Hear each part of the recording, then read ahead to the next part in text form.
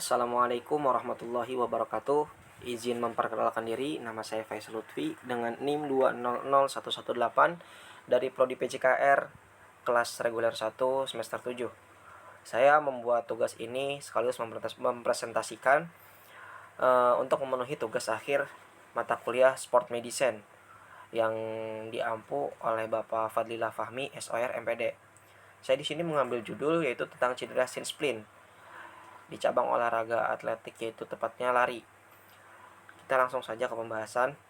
Nah, cedera shin splint di cabang olahraga atletik lari. Shin splint cedera ini sering terjadi pada pelari pemula, pelari yang baru meningkatkan intensitas larinya, atau pelari yang mengganti rutinitas larinya. Kondisi ini bisa memicu otot, tendon, dan jaringan tulang sekitar tulang kering bekerja terlalu keras sehingga menimbulkan nyeri. Shin splint atau cedera tulang kering ini juga biasa disebut sebagai medial tibial stress syndrome. Lanjut. Nah, rasa nyeri pada cedera shin splint ini, olahraga ini digambarkan dengan sensasi tulang kering yang tertekan. Jadi kayak serasa tulang kering kita itu ditekan-tekan. Ya, kayak tertekan banget. Disertai dengan pembengkakan ringan di bawah kaki bagian bawah. Nah, jadi kayak terasa ada yang bengkak di bawah kaki itu.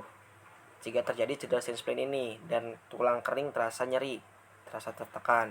Pada awalnya rasa sakit mungkin berhenti ketika berhenti berolahraga. Namun, pada akhirnya rasa sakit dapat berlanjut dan mungkin berkembang menjadi reaksi stres atau fraktur stres. Lanjut.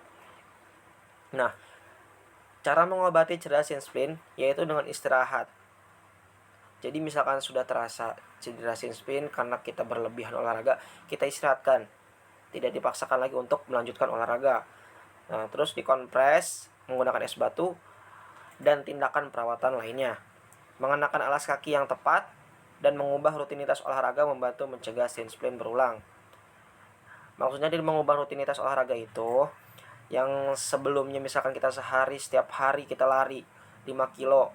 Nah, kita ubah rutinitas itu menjadi misalkan 3 hari sekali 5 kilo gitu, untuk mencegah cedera shin splint ini yang berulang.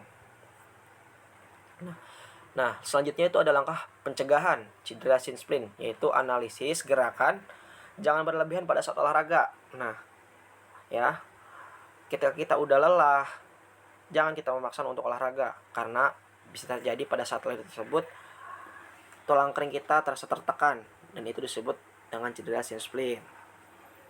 Pastikan ukuran sepatu pas. Pertimbangkan dukungan lengkung pada sepatu tersebut. Pertimbangkan sol yang tahan goncangan. Ya, yang bagus ini sepatunya, guys. Nah, di sini ada video. Nanti kita putar videonya. Karena di sini tidak bisa diputar. Kita langsung ke sumbernya ya, guys ya. Oke.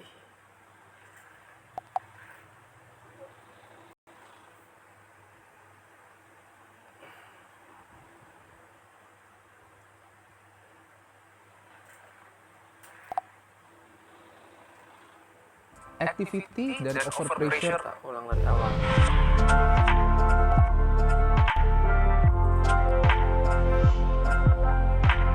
Silakan disimak ya teman-teman.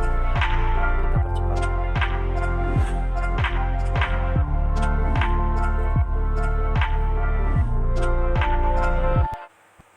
Namun tahukah Anda bahwa salah satu cedera yang paling sering bagi Anda yang suka berlari adalah adanya nyeri pada tulang kering Anda?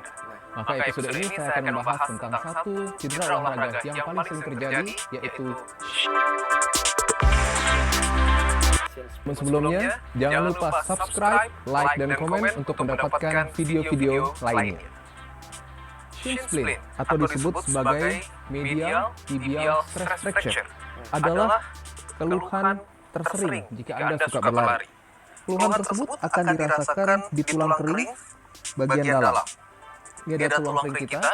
Di sebelah dalam ini terutama 2/3 akhir. Jadi ini kalau kita anggap keseluruhan panjang tulang, maka 2/3 akhir adalah kira-kira daerah sini, dan di daerah medial. Medial adalah daerah dalam. Ini adalah keluhan tersering yang kita sebut sebagai shin splint. Pada dasarnya shin splint disebut sebagai stress fracture. Fracture ini berarti patah tulang. Namun patahnya masih disebutkan karena stres atau karena over activity dan overpressure pada area medial daripada tulang kering kita.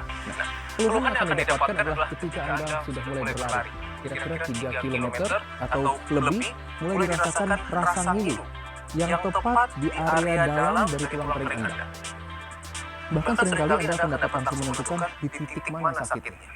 Kesulitannya adalah shin splint akan sulit dibaca meskipun kita sudah lakukan pemeriksaan ronsen, terkadang tidak terlihat kerusakannya, tidak terlihat frakturnya. Kita bisa lakukan pemeriksaan MRI karena mungkin nanti akan terlihat reaksi jaringannya. Namun, sering sekali hal itu tidak terdeteksi. Salah satu hal yang bisa digunakan ataupun untuk mengatasinya adalah dengan memberikan compression ketika Anda selesai berlari. Yang kedua, jika nyeri terus berlanjut, Anda boleh meminum obat-obatan anti nyeri dan anti radang untuk mengurangi proses peradangan dan juga nyerinya. Yang ketiga, Anda bisa paling penting adalah memperbaiki sepatu yang Anda gunakan ketika berlari. Jangan salah bahwa masalah kaki akan sangat berhubungan dengan masalah di tulang dan juga sendi yang ada di sekitarnya, baik mata kaki, tutup sampai dengan kepada panggul. Sehingga jika kaki Anda mungkin mengalami flat foot atau juga misalnya pronated foot, akan menyebabkan beban tubuh yang seharusnya melewati tulang kering akan bergeser lebih ke area dalam. Itulah di mana Anda akan mulai mengalami shin splint.